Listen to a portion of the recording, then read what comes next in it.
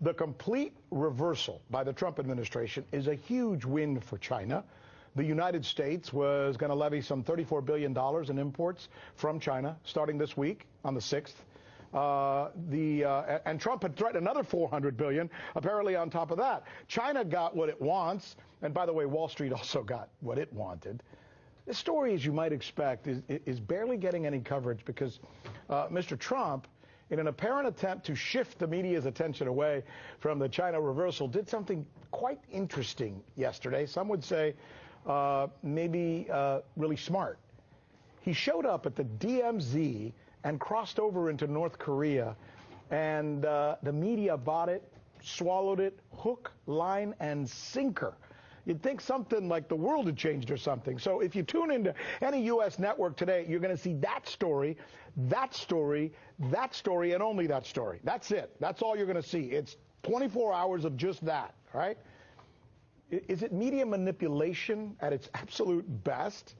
Why? Well, it denies the China victory, right?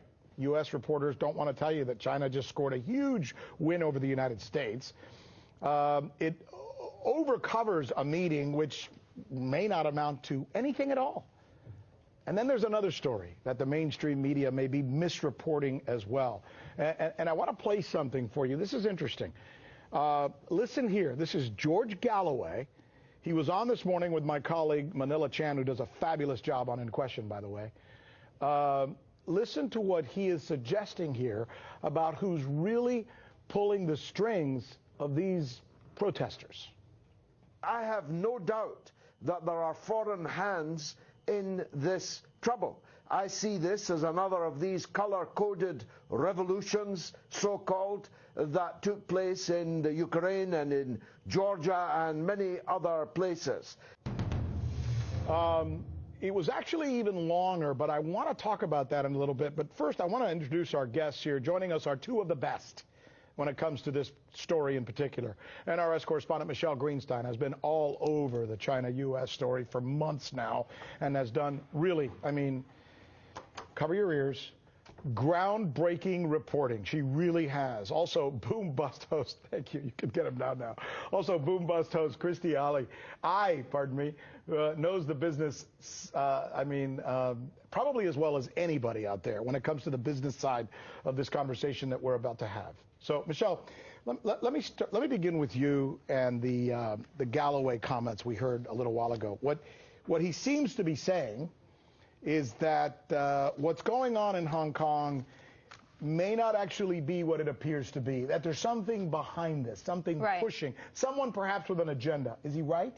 Yes, you could certainly say he's right, and this is an element of the Hong Kong protests that are not being so covered in the Western corporate press. Yeah. No surprise there. So I want to show you something. I want to show you the organizers of these anti-extradition law. They call themselves the Civil Human Rights Front, and I want to show you the members of the organizations of this Civil Human Rights Front. So these are the protesters. That's right, the organizers of these protesters. Okay. Not all of the protesters are part of these groups, but these are the organizers. We've got the Hong Kong Institute of Human Resource Management. We've got the Hong Kong Confederation of Trade Unions, as well as a number of others. Now, what do all of these organizations that you see listed here have in common? Tell me. They're all taking money, and they've all worked with an organization called the National Endowment for Democracy. They've all received funding from this organization. Now, the National Endowment for Democracy has been funding groups in Hong Kong. This goes back to the 90s, but just in the last year, the Hong Kong Institute for Human Resource Management, which is the first thing that you saw on your list there moments ago, got $90,000 in just 1 year, in just 2018, from the National Endowment for Democracy. Would you tell us, so our viewers can understand, who the hell is the National Endowment for Democracy? Who are these people? That's right. So who is this NGO funding these protesters, right? Great question. I'm so glad you asked. So let's listen to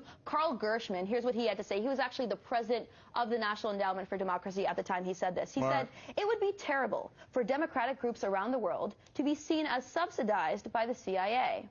We saw that in the 60s, and that's why it's been discontinued. That's why the endowment was created."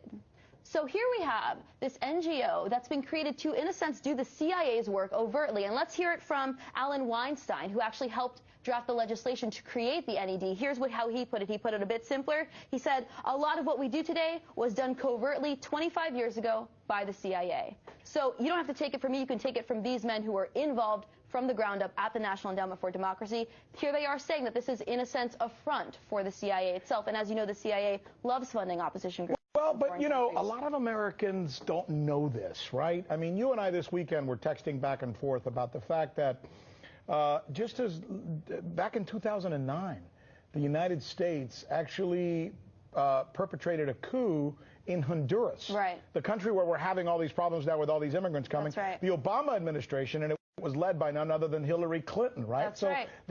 That's kind of, and that's just we do this. Many right-wing coups that the U.S. has supported in the past. Of course, the National Endowment for Democracy was involved in Honduras.